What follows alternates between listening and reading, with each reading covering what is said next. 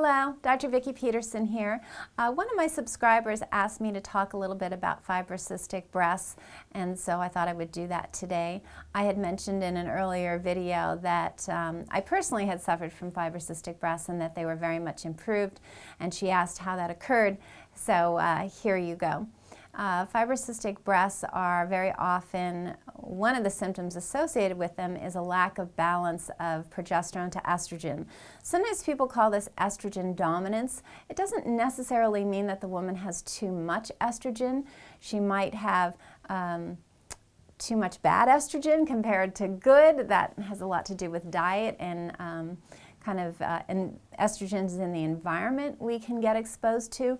But more often than not, if estrogen and progesterone should be nice and balanced, estrogen's at a decent level and then progesterone's down here. So we call that dominant because there's more estrogen than progesterone, but usually the problem is just not enough progesterone.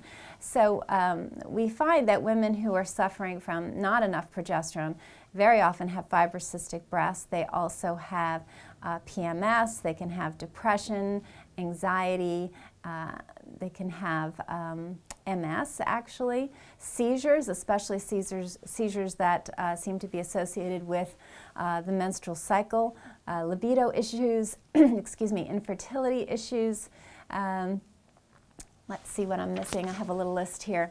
Oh, PCOS, polycystic ovarian syndrome, perimenopause symptoms, libido issues I think I mentioned. So these are some of the symptoms that are associated with not enough progesterone.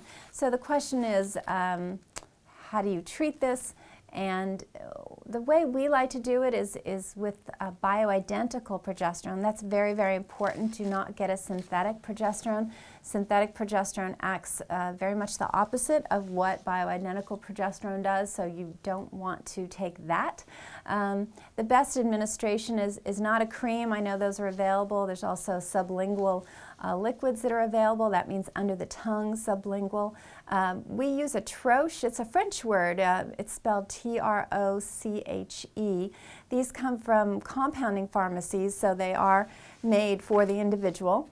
And the delivery system of them is what's called a buccal delivery system.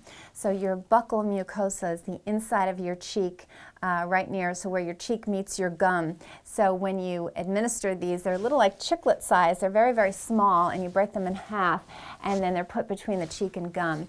Women who are not menopausal are taking these on, if you have a typical day 28-day cycle, you're taking them days 12 through 26. So literally for 14 days, half of your total cycle is when you would take them.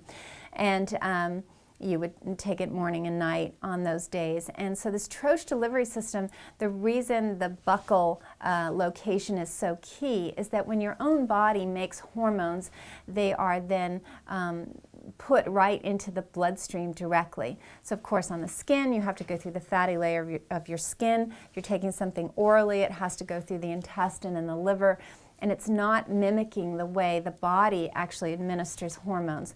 The troche in the buccal mucosa does mimic exactly because it goes right into the bloodstream from that location. So you really know what you're getting. And the other thing about progesterone as it relates to breast tissue is it tends to kind of clean out the cells and creates turnover of good cells, and so the fibrocystic breast, that lumpy kind of tissue, tends to clean itself out. Now, you know, fibrocystic breasts are not necessarily dangerous. They can be painful, which isn't fun. Maybe 5% are associated with increased risk of breast cancer, but certainly the tissue, if it can be remodeled and cleaned out and turned over and be less lumpy, it's definitely a more normal proposition. So that's something that progesterone does.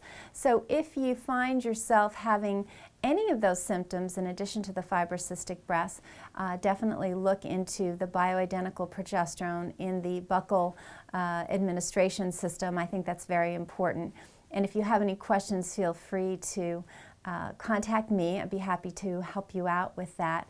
But it's something that progesterone is a very, very safe hormone, And it's really important for infertility. If you know any women with miscarriages, the very word pro, meaning for, gestation, the word means it's for having a baby stay in that womb the full 9 months versus women who miscarry or having trouble conceiving. So progesterone can do a lot of good, and if you know of anybody in that category or you yourself are and you need more information, definitely let me know. That's what I'm here for.